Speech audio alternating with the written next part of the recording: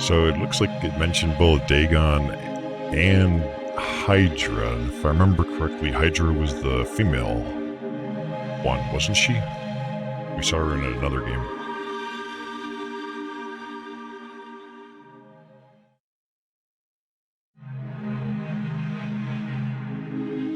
Now, I realize I got a good ending here, but obviously we should probably change our approach. Unless we don't want to see more. So let's go ahead and skip over the parts we've read. On your way home, you feel like you're being followed.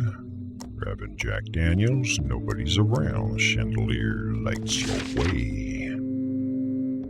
Stands motionless. Walk up the stairs to your room. You walk up the stairs to your floor. Then you stroll along the long corridor until you reach the fork with the deceptive mirror. You look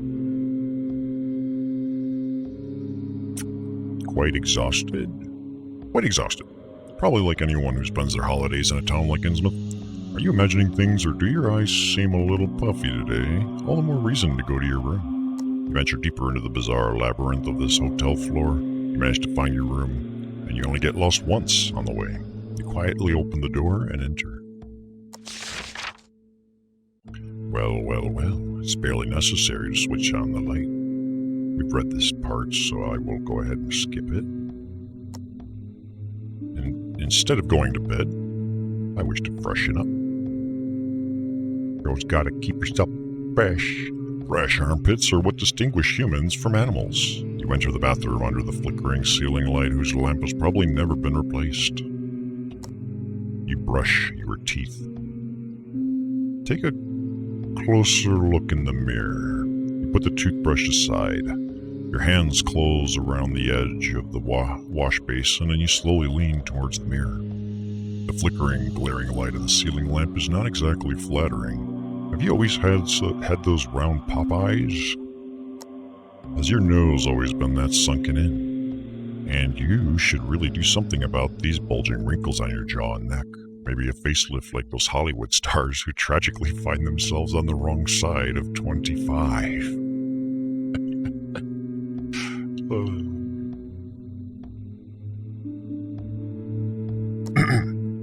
Looking at yourself gives you the creeps.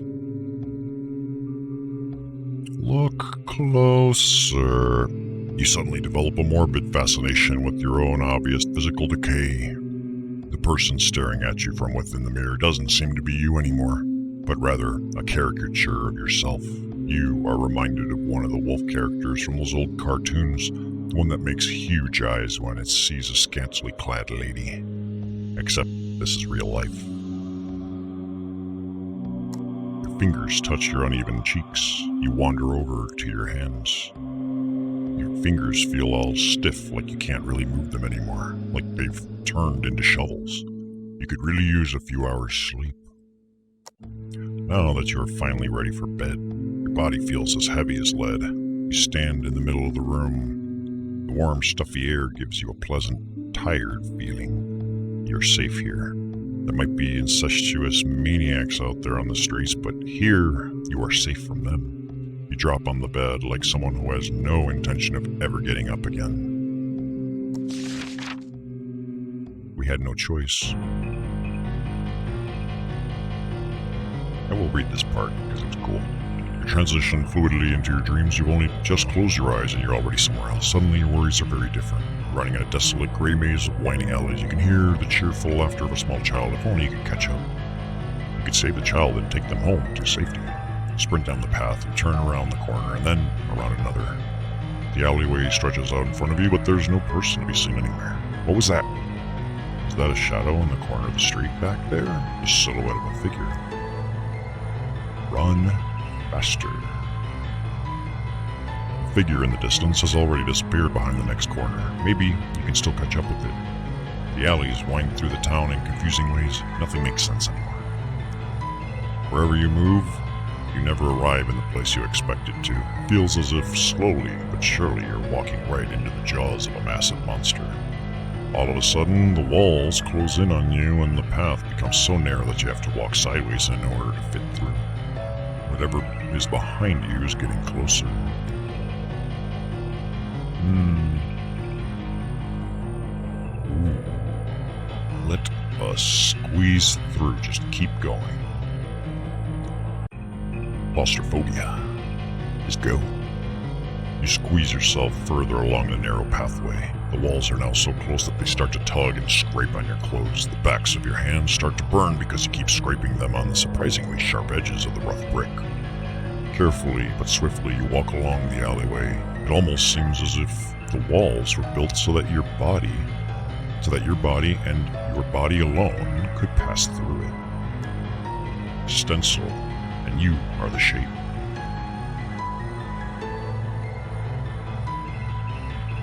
Keep going. Already the path has been dark and poorly lit, and you couldn't see any more than a few meters ahead. But now it seems as if the deepest, darkest night has fallen. Your fingertips continue to glide over the rough wall. Inch by inch, you work your way forward. Something is definitely not right here. The alley you wanted to cross is no longer an alley. The wall all but clings to your body. Every inch of wall now presses your body in close, just as if this alley has been waiting for you, and you alone to enter it. Although you can no longer move freely, you appear to be moving forward. Are you still dreaming? You keep going. By now, you have forgotten why you started walking in the first place. Stone walls appear to be crawling into your skin, yet you feel sheltered and safe. It has always been your destiny to be here in this place right now. Final destination. At last, you never wake up again. Oops. You die in your sleep. Sweet dreams.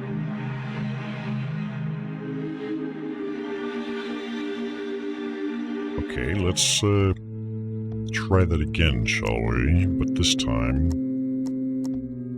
better. So I'm going to skip all the way to get back where we were. Walk up the stairs to my room. Briefly consider, we still look simply gorgeous. Good day. Quietly open the door and enter. There's my lovely bed. And off to bed it is. So now we got two ways that we could approach this. Either A, I could repeat what I did not last time but the time before as we get out of it, or we could try that other option. I'm opting for that. A third possible outcome. We're going to skip all the way out of that because it's... You realize someone's following you. Run faster. Maybe you can still catch up with it. The alleys wind through the town in confusing ways. Whenever you move, you never arrive in the place you expected. There's not much time left. There must be another way. Take a step back. Take a step backwards. The buildings of the strangely narrow alley extend high up into the sky. Innsmouth didn't have buildings that high, did it? No windows for you to climb in. No door you can knock on. And there is still something behind you. Keep moving. Keep moving. There's no point following this endless labyrinth forever. With bated breath, you turn around and look down the street you just came from in order to face whatever's pursuing you. I think it's the same as the other one. No matter how hard you try, your eyes refuse to look directly at it. The tentacled meatball right in front of you seems to be only a small outgrowth of the much larger but also shapeless and impossible creature that's following you. You begin to despair. You look at it directly again. It wasn't so bad after all, you thought, when you opened your eyes.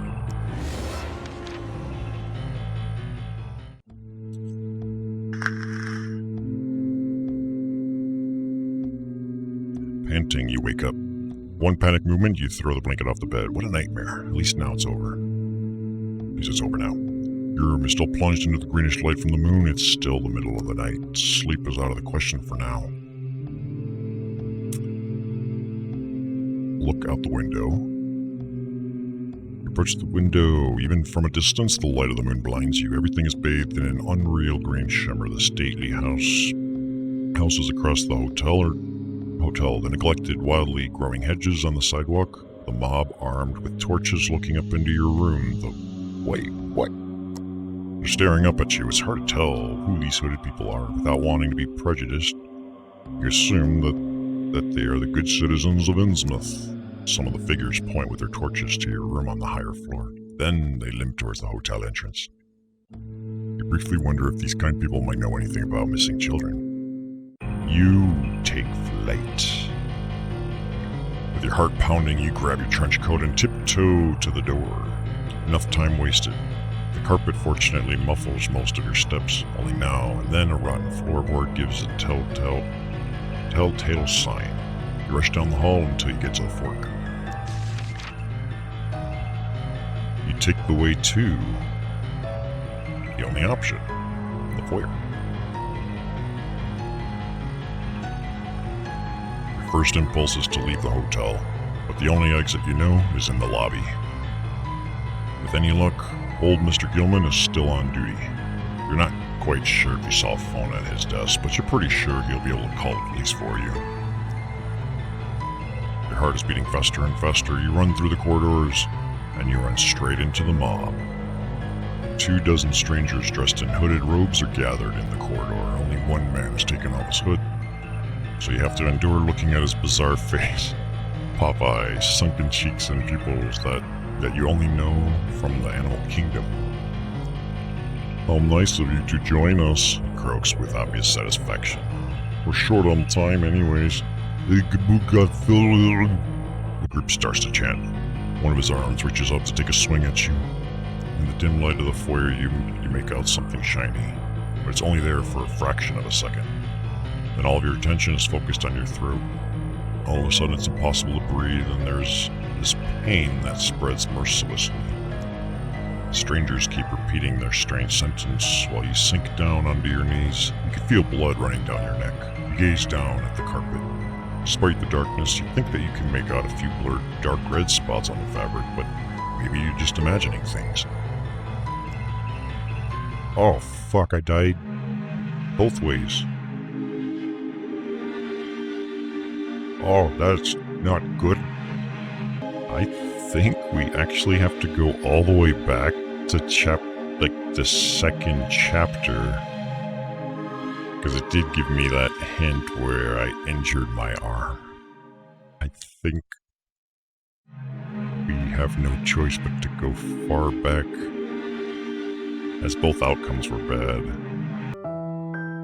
Okay, so this is the first time we entered the hotel. This is where I need to be. Try to read only like the new stuff, just so I don't kill myself. The kind of van you've always been warned about as a child. So before, we had... we're still going to inspect the cars, except different. You look around again just to make sure that the people who own the cars aren't hiding somewhere with their shotgun at the ready. The coast is clear. First, you walk over to the antique car. Well, you're not a car expert, but the car looks antique to you anyways. Both seats inside are made of white leather, a bit tacky. You turn away from the antique car and look toward the van. Now, writing on the side, a regular registration plate, and the windows in the front blacked out. Hang on, you have a brain. Maybe this is the van into which poor Tabitha has been pulled when she was kidnapped, when she was lured to her awful fates by sweets and lollipops. I'm going to say it's completely plausible. No. I'm going to say like utter nonsense. A bad idea. Forget using the rock to break a window. All of a sudden you realize how absurd this theory sounds. Maybe you would actually solve this case if you did some real investigating and didn't just hang around parking lots. Stealthily, you look around after admiring the old car one last time. You walk back to the hotel.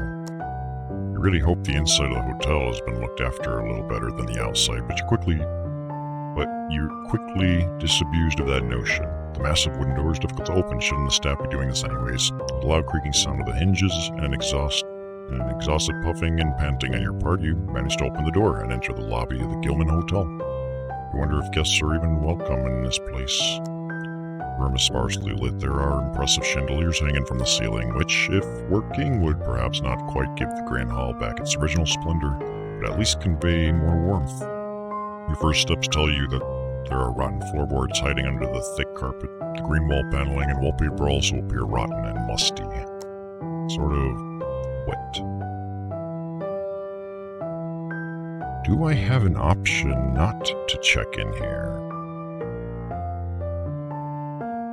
Bear with me for a moment. Here's my thought. I still check in. I still go to the wellness program.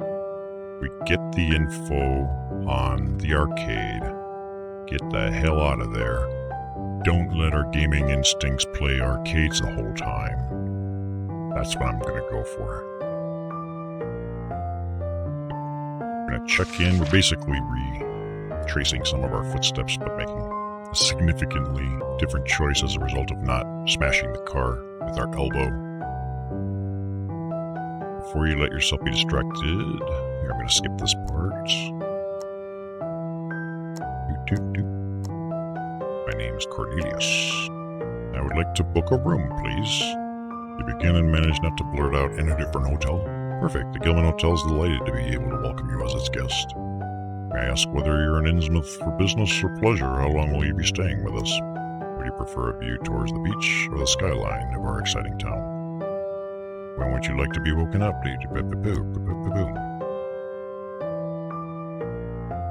Instead of answering all those questions, No, we're still going to answer it. You tick the box next to... I'm here for... None of your business. How long will you be staying with us? As long as it...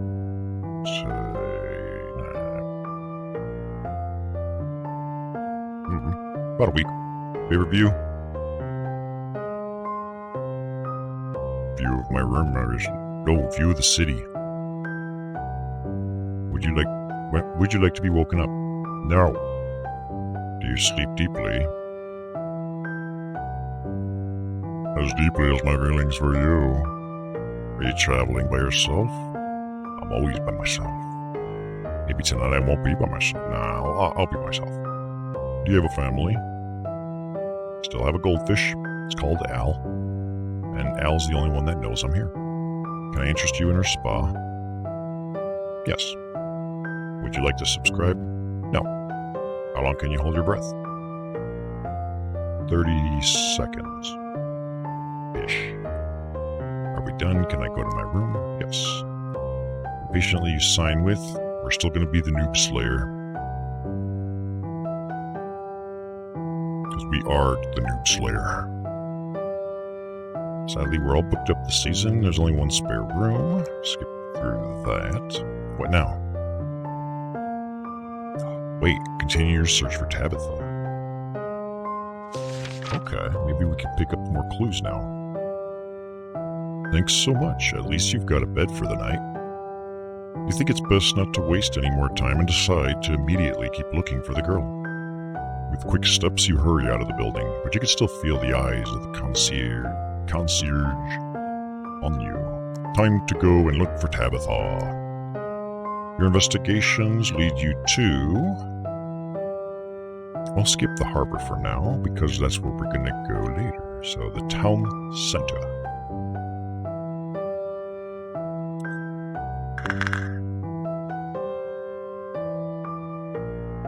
Innsmouth Town Square, the beating heart of the city. A big attraction for local tourism, it is animated by groups of visitors who are chatting away in the sun. A lot less animated are the lethargic locals who are lurching about the square. A rather creepy-looking fountain is in the middle of the square. This is a different angle, though, so this is all brand new. A gigantic fish-like stone statue stretches its claws towards the sky with water flowing out of its menacing jaw. The water sprays into the air, providing a refreshing breeze to the tourists sitting around the edge of the fountain. Looking at it closely now, it all rather looks like a giant drooling fish monster. The square is surrounded by handsome old buildings, although the side streets reveal the true Innsmouth. Crumbling facades just might reveal the true Innsmouth, crumbling facades, just far enough away that the average tourist doesn't notice them immediately. You also notice the mean grimaces of gargoyles sternly looking down onto the visitors from the corners of their buildings. You make a mental note to block out the Innsmouth architecture and feature. At first glance, you can see the town hall and a police station behind the fountain. There should be a few more public facilities nearby, but you don't notice anything right away.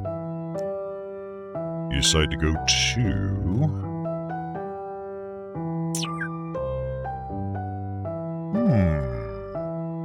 I would normally say police station, but I'm a little more interested in that statue. So let's go to the fountain. Pretty relaxed vibe here. So you decide to go over to the tourists. Oh, it smears it like pulsing almost. I think ever so slightly it is. Pretty relaxed vibe here. So you decide to go over to the tourists. There's lots of space on the edge of the fountain which people use to sit down. They are stretching their legs, eating their packed lunches, or studying maps of the town. The perfect place to let go and relax. You sit down close to the other tourists. Finally, some normal people compared to the gray, sometimes even sinister-looking residents. The isolated tourist group stands out like a beacon of light into the darkness. Some of the Innsmouth residents shamble around in the middle of the square. Some lurk indecisively in the shadow of the narrow alleyways. Again and again they cast stealthy glances at the tourists and at you. Trying to take a shelter from the ominous glances, you rush over to the lively tourists. You sit yourself down next to a family who has an animated chat and are taking lots of pictures. They're eating their lunches from Tupperware and unwrapped snacks from aluminum foil. At once you feel a little more secure. The family has spread out around the fountain. The young son in the nerdy t-shirt is wedged worryingly tight between mother and father on the edge of the basin. The daughter is probably going through some critical phase of puberty. She visibly discontent on the brick floor, as if nobody in the history of mankind has ever suffered as much as she is right now, this very moment. No one seems to notice you. So let's talk to the family. Oh God.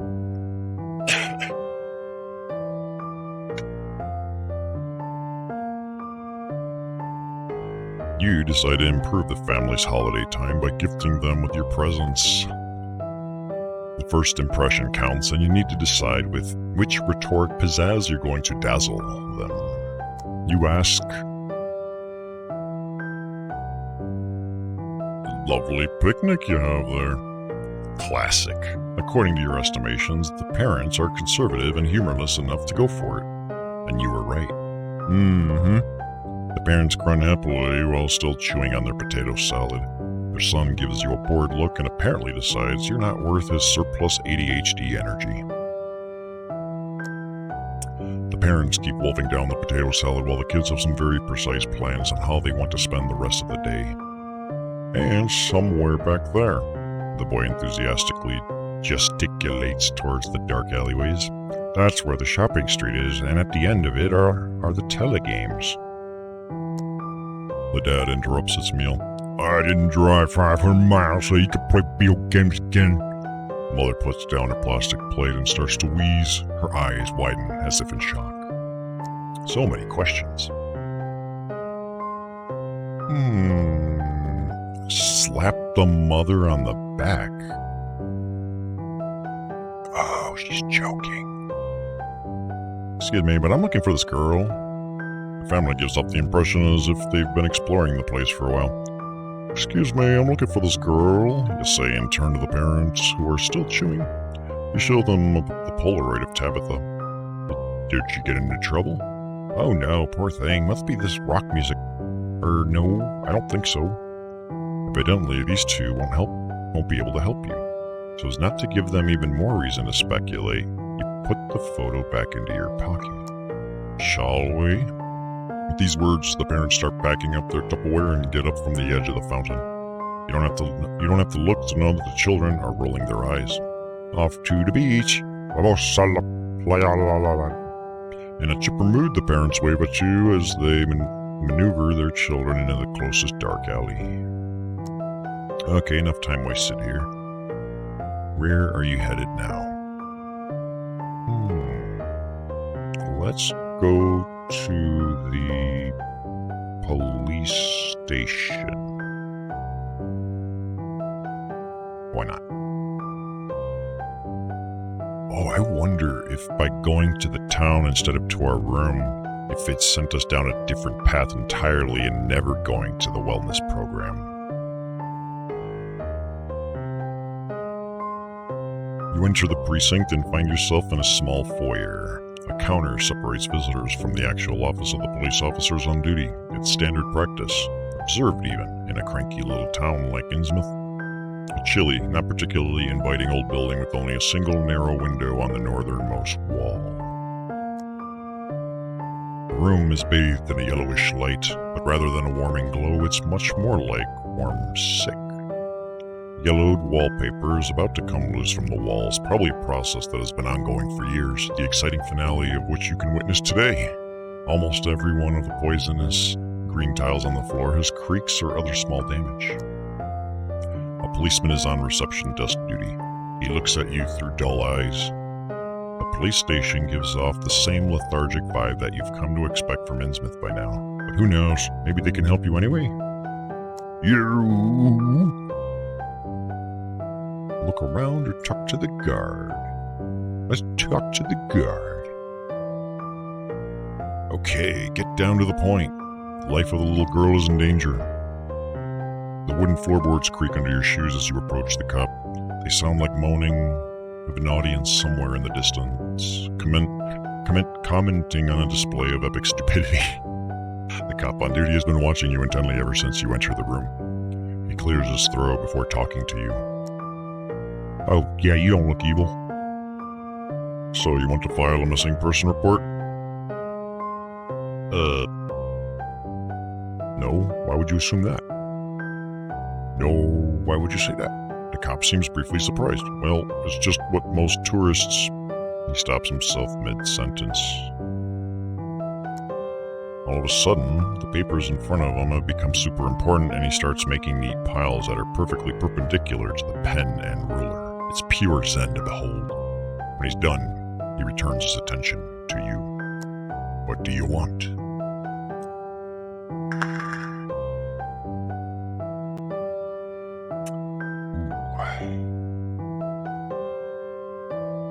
Why are there so many people reported missing here? He stares at his newly arranged desk and adjusts the objects even more. Only an election... That was a fail. Only an electron microscope could now show any inaccuracy still present in this arrangement. Then, all of a sudden, the cop gets up, murmurs, "Lunch break!" and disappears into the back office. Question time appears to be over. Oof. You are now all alone in the foyer of the police station.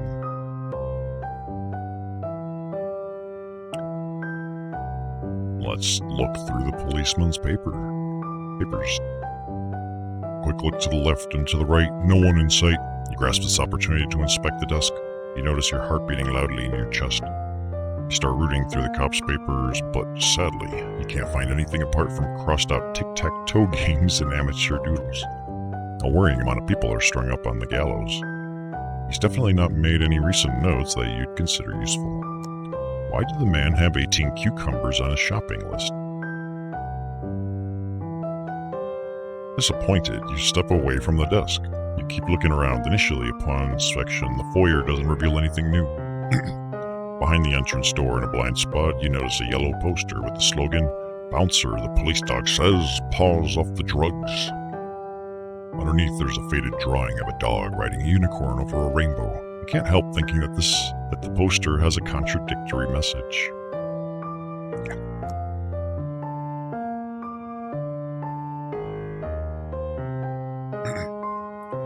You look up to the ceiling and notice a CCTV camera you hadn't spotted when you entered the station. Oh, crap. That camera. Normally, you'd expected this in a police station, but this is the first object in the room fabricated after the turn of the century. Lucky for you, you notice the camera before doing anything stupid. Oh, wait. Yeah, me going through the papers. From the room next door, you can make out some sort of commotion. Rustling and voices, and then suddenly a door opens. Several cops enter the room. All eyes are trained on you.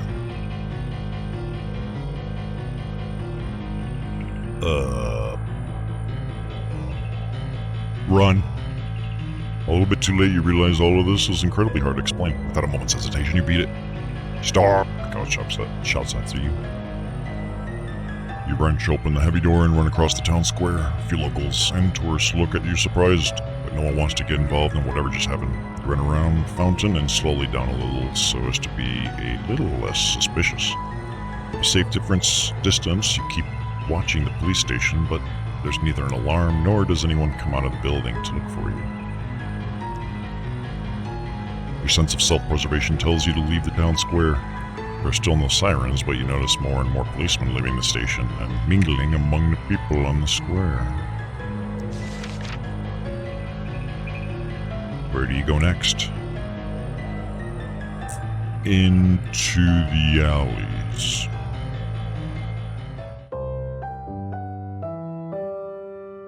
The town center is dilapidated and seems to be completely dead. None of the footpaths are maintained, and weeds have worked their way into every crevice. You notice carelessly dumped fast food packages, beer bottles, and other trash.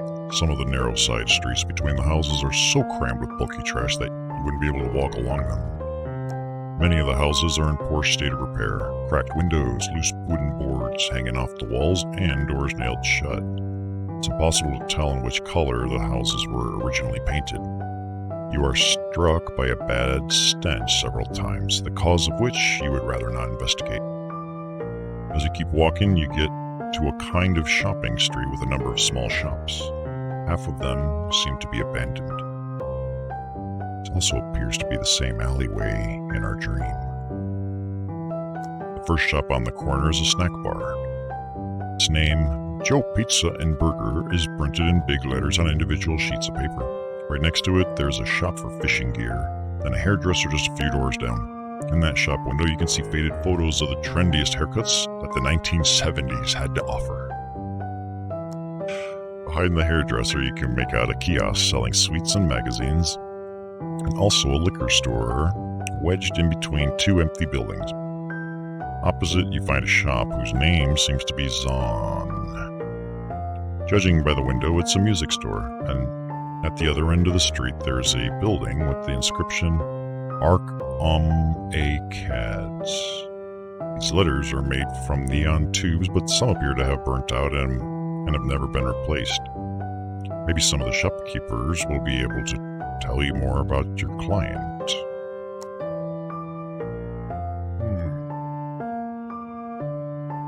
Interestingly, we could go to the arcades.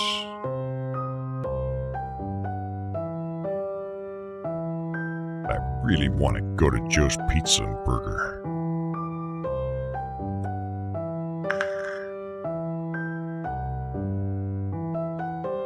When you enter the snack bar, you are struck by the unappetizing smell of fat. Behind the counter is a gaunt teenager who looks like he's bored out of his mind. A name tag identifies him as Chud. Chud is wearing a stained white apron splashed with fat and other substances. His face is haunted by the most gruesome acne you've ever seen. He turns to you and stares at a spot somewhere on the wall behind you. After a few moments of annoyed silence, Chud asks, "What do you want to order?"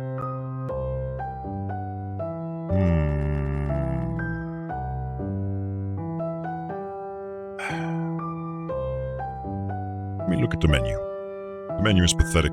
Only pizza margarita, pizza with seafood, fish burger, cheeseburger, and freedom fries are on offer. There's only lemonade to drink. An attached note informs that you can now also order vegetarian burgers and vegetarian cheeseburgers. Doesn't cheese count as... Chud's gaze changes from bored to annoyed. Are you going to order anything or not?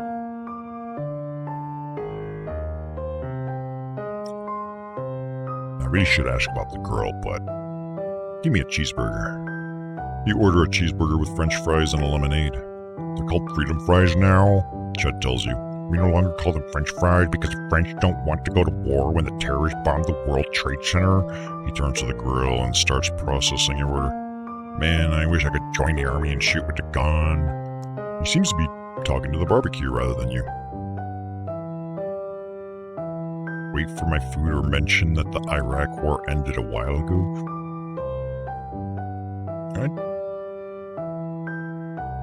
Yeah, okay, let's chit-chat about... Really? Chud seems mildly surprised. We've won, haven't we? Must be. Otherwise, we would all be speaking foreign. He must have missed that. It's good that we showed these guys that we don't let them get away with doing whatever they want to do to us and stuff. I would have loved to have been there. But Dad says I shouldn't worry about the army and stuff. Dad says it's none of our business over here. He flips some indefinable lumps of meat over on the grill, but pow, pow, pow. Shooting around, that would be amazing. It's not the same as playing the shooter in the arcades. Chud seems to be talking primarily to himself. You sit down at the counter. That'll be $4. He serves you your can of soda and your food. I thought we ordered lemonade. On it is the saddest burger you've ever seen. Just a lump of mysterious meat and a layer of sliced cheese. No sauce, no salad, nothing. Against your better judgment, you begin to eat. First, the fries. You hadn't thought it was possible to make disgusting fries. Now you know better. They just taste of fat and salt.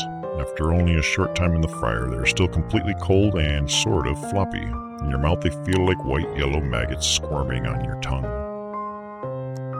Skeptically, you bite into the burger. It's a fish patty. After 2 bites, you put the burger aside and try to flush down the taste with the lemonade, but the drink is warm and stale. You decide to take away the rest of your food for later consumption. Or maybe the toxicology department will want to know details about what exactly it was that made you visit the emergency room that day. After a few moments of annoyed silence... Anything else? Yeah, let's mention the girl. Do school kids ever come by here? Chud is obviously not interested in the conversation. That's a real strange question. Do you know this girl? You're holding the photo of Tabitha up to Chud. She's gone missing and I'm looking for her. He looked at the picture with indifference. Are you going to order anything or not? I already did.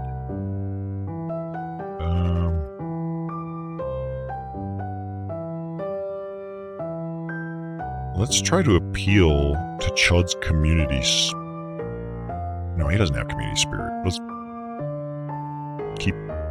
bribe him with a tip. Alright, you pull out a $20 bill from your wallet and wave it around. As for your tip, you show him the photo again. Maybe you can add a little more service?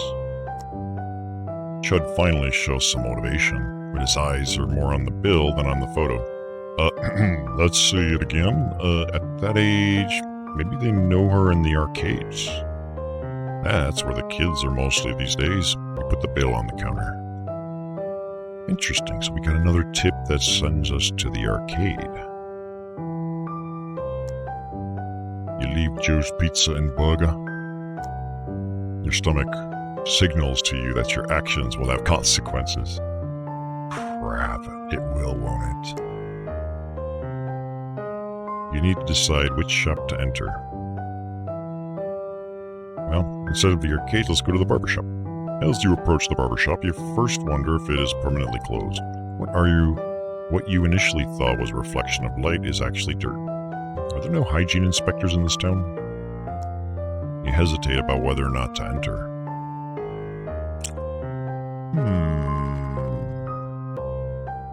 Yeah, let's enter. The chime of the doorbell is the only greeting as you step through the door. The shop seems abandoned and a thick layer of dust has settled on the chairs and upright hair dryers. A line pattern adorns the wash basins and floor. Looks like some water damage that no one cared about. Enough to sort out. Just as you begin to wonder why the store was open at all, you hear it. A peaceful snore. It seems to come from behind the counter.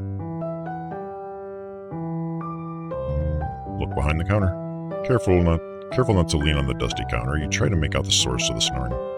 In a rather uncomfortable, twisted position, a man in his 60s is lying on the ground with his head propped up on a shelf. Has he fallen off his chair? Has he injured himself? The man opens his eyes, and you quickly dart back, but you're sure that he spotted you already. A hand slams on the counter, and soon the gentleman attached to the hand gets up. With the embarrassment of a gentleman who has fallen asleep during a gala dinner, the shopkeeper adjusts his glasses and hair. He stares at you in disbelief. What do you want? Ask about the girl. You're actually not that interested in what's happened here, so you get straight to the point. You get out the Polaroid. I'm looking for a missing girl. Tabitha Marsh. The man glances at the picture, then at you. His right eye starts twitching uncontrollably, and he hisses at you. What do you want from me?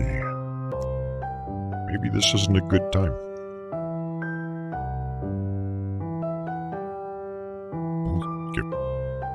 Ask for a haircut. Why not? Well, why do people go to the barber? You say carefully. The barber gasps for air and lifts himself a few more inches. You want me to cut your hair? This guy is a bit too excited for your taste, but he seems to have found some sense of purpose. Of course. Goodness, if only you hadn't entered this store. The barber claps his hands and hurries over to the sink to prepare it for the hair wash. You take off your hat and run your hands over your... Okay, not your bald head. Let's put it through our locks. We'll pretend we had dreadlocks. You take a seat in the chair in front of the not-quite-so-clean sink. Mr. Baldwin puts a cloth over your shoulders. You lean your head back into the sink, and after some height adjustments, you even manage to get into a relaxing position. You feel a stream of warm water on your scalp, and hear a slight humming from the tap. Your hair is very well groomed. What would you like me to do today?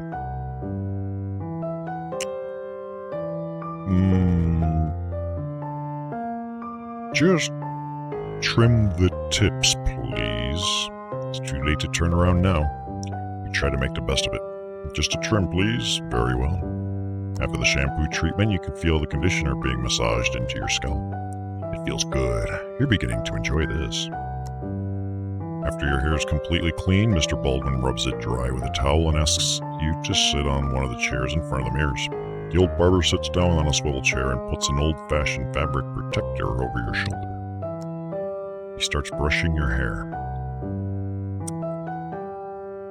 Now, while he's doing this, perhaps I should mention the missing girl.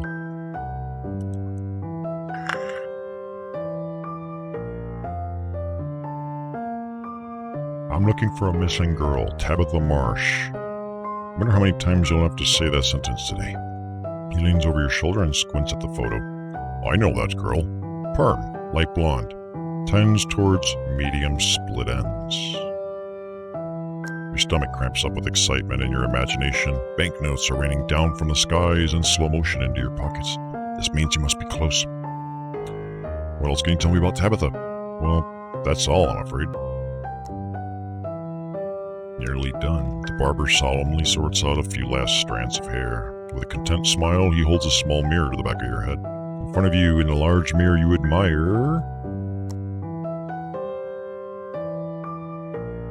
Make a fuss so as to avoid having to pay.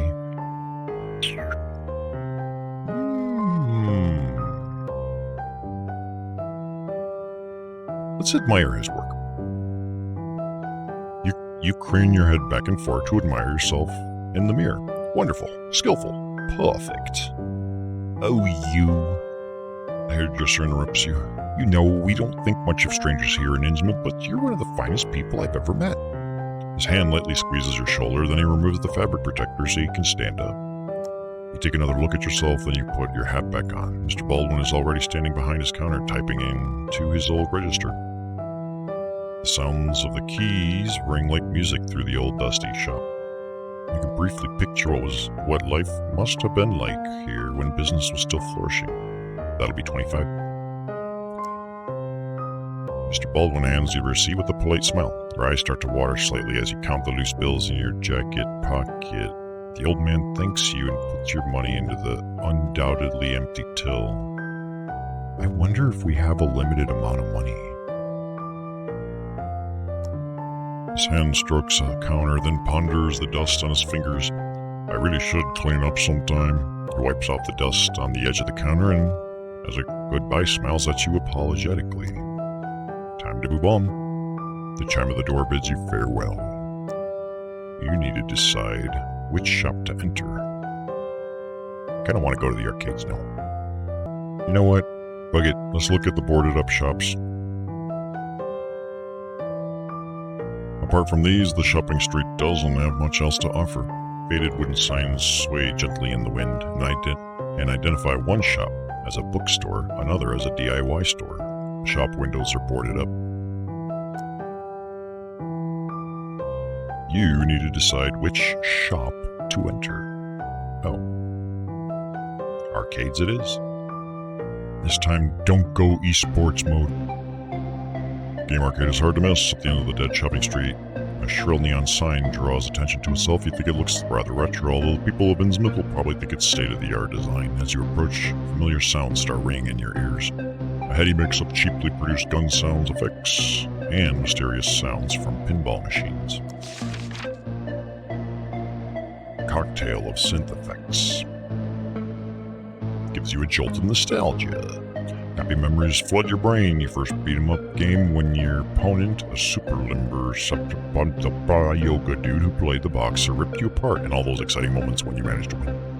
A few tourist families who have ventured into the city center with you were all dragged in here by their excited children. Now you too shall pass through the gates to the realms of flashing lights and bad ventilation. It's extremely dark and the screens of the devices appear to be the only light source.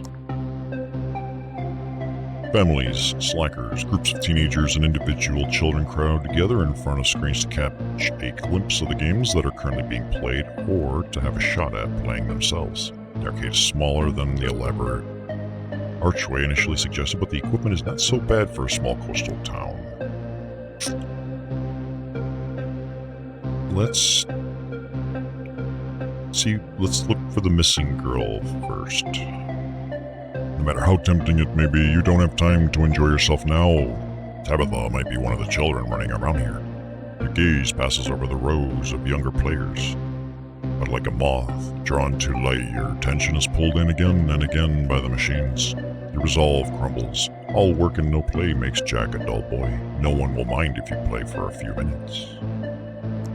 One of the most important lessons you have learned, not from your own cases, but from television, is to look out for the small things. Only an absolute beginner would ignore the slot machines and look for the missing girls straight away. You, on the other hand, are playing the long game. Maybe you'll see your name token on one of the high-score tables. Maybe you'll be able to improve your own reflexes, toughen yourself and steel your nerves by playing a few rounds. A little girl's missing, but you'd rather play a round of computer games. But don't worry, no one will ever find out. How often will you return to Innsmouth? You ask yourself. The answer, of course, is hopefully never again, so you might as well make the most of it and try to leave a new high score for posterity. Okay, so I think most likely the first-person shooters is where we need to go. Fantastic. Who would have thought that you'd come across one of your favorite games here in Hicksville? Shooter games obviously cost more money, but the graphics are the best. The pixel blood sprays abundantly and you can shoot at the screen with neon plastic weapons. Annoyingly, this is where the most people are queuing. It will take a while until it's your turn, but from what you can see on the screens, you're sure it'll be worth it. I'm hoping that the fact that we got the haircut doesn't mean we ran out of money or something. 'Cause that's kind of what it feels like it might be.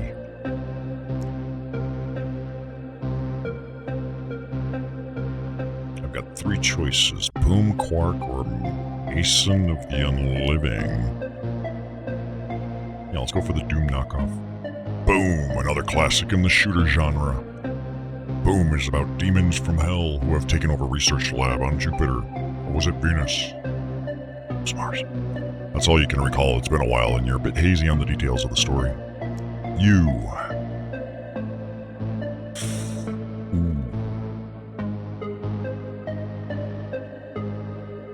I choose to think again. You lick your lips nervously. It's an important choice you're making right now. Due to the long queues, you'll only be able to play one of the games. Let's see what Quark says. Quark 3. A classic shooter which doesn't even try to pretend there's a plot. Your opponents are monsters from another dimension, and that's all you've got to know.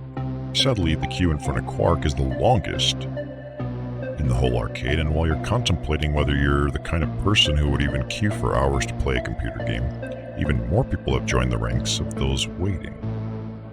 You can't possibly wait until midnight to have a go, so no Quark 3 for you.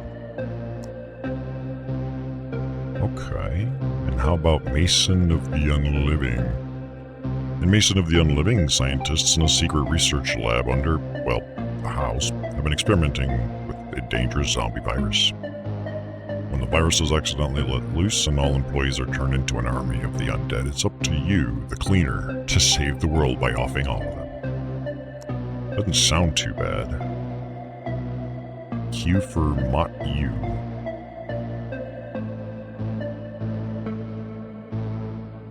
Yeah, let's do that one. One that sounds a little like Resident Evil.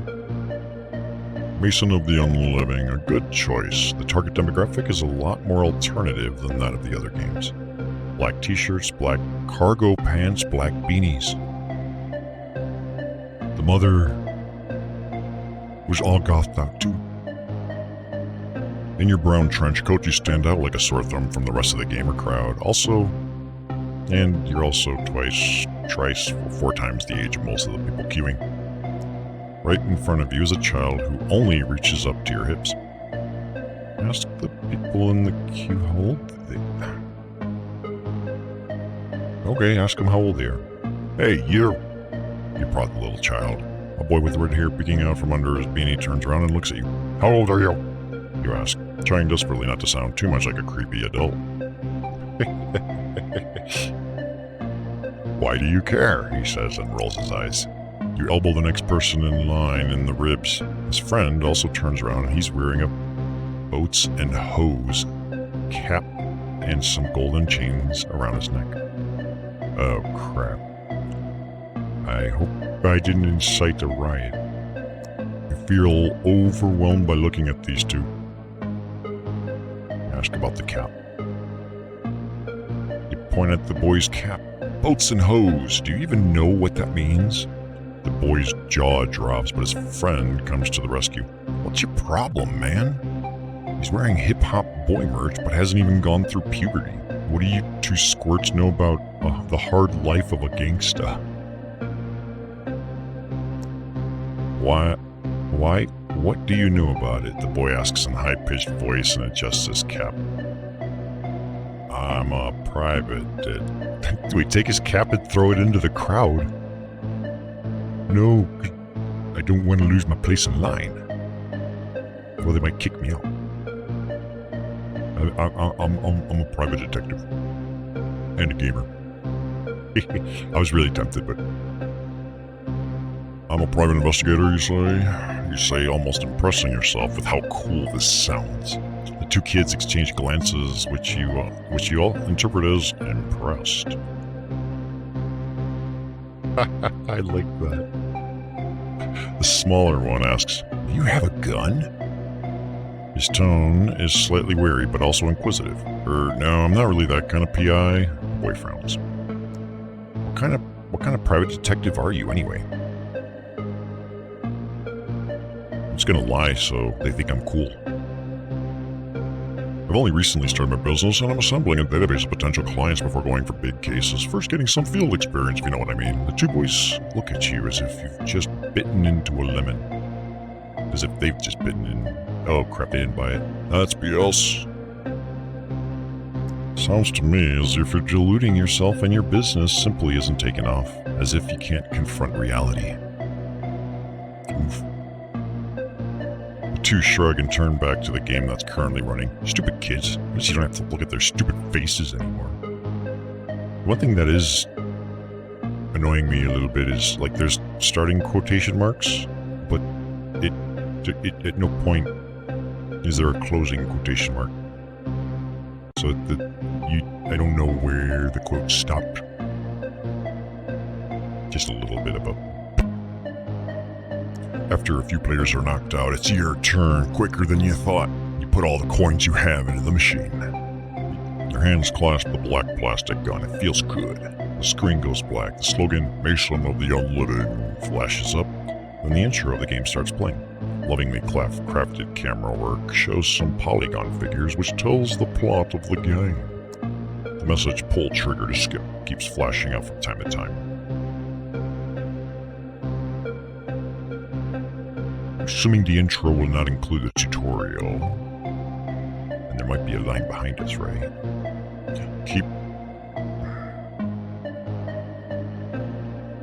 Now we'll watch the intro, because how are we going to get in the high score table if I skip it? Keep watching. Headquarters of Parasol Corp, a healthcare company. After a disappointing second quarter, shareholders demand some drastic measures, such as redundancies or the opening of new markets to increase dividends. Wow, who would have thought that the developers of a zombie shooter would actually take this story seriously? You're genuinely curious about where all this is going. But there's resistance behind you. Boring, someone cries. Hey, you've got to pull a trigger, then it will skip. Okay, that's what I had a feeling. Apparently, the people around you are not interested in watching the intro. Well, they're not the ones playing, so fuck them. Don't you want to know what happened? Alright, skip the damn intro. More shoot, right? You skip the intro, pulling the trigger on the toy gun. Finally, man. And see, here there's quotation marks, like the end. So it's just inconsistent. Finally, man, people behind you are cheering and seem to be eagerly awaiting another bloodbath.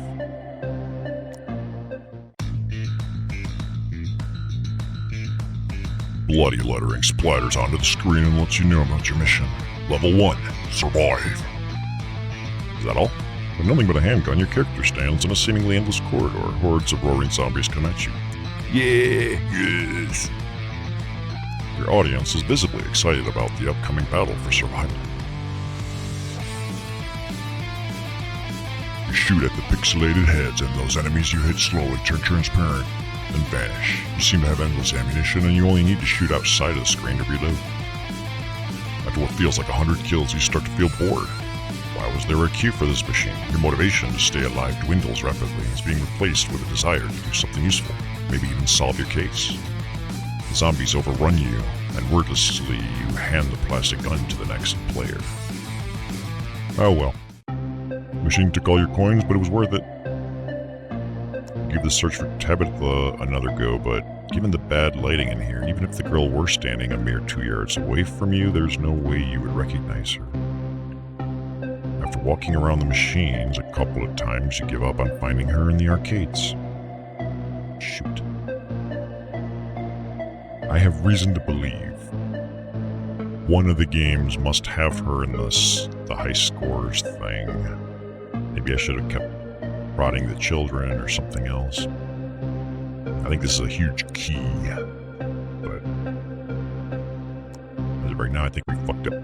You leave the arcades on wobbly legs. After all the flashing colors, incessant beeping and shooting sounds, you welcome the dullness of the shopping street. The evening has already begun.